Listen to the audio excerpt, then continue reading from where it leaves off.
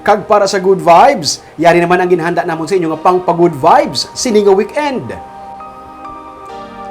Sa unahan lang sa banwas ng Don Salvador Benedicto kag sa higad sang highway, makita ang Latason Falls. 30 minutos nga lakat, amo sini kalapad nga waterfalls ang nagahulat sa imo sa idalom. Namtang ini sa Barangay Marcelo sa banwas ang Calatrava. Makalilingaw kay may mga cottage kag lamisa nga pwede mapungkuan samtang nagakape o kung nagaatubang ka sa daw kurtina nga pagdagdag sa tubig.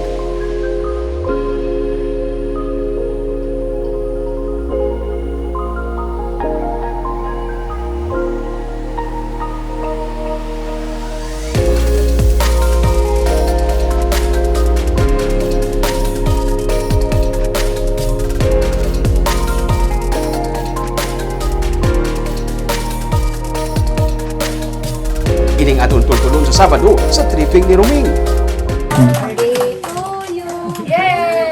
Kag sa Sunday naman, nakata atenda sa surprise birthday party para kay Lola Encarnacion Solis sa sitio Tambara sa Barangay San Fernando sa Talisay City. Nagbulan sang regalo para kay Lola, kag nanari-sari nga mga putahe ang ginhanda para sa iya. Ang mga bisita, mga anay abyan niya nga madugay niya nga wala makita. Ang iba hindi niya pakilala pero nagtampong para maghatag sa bulig.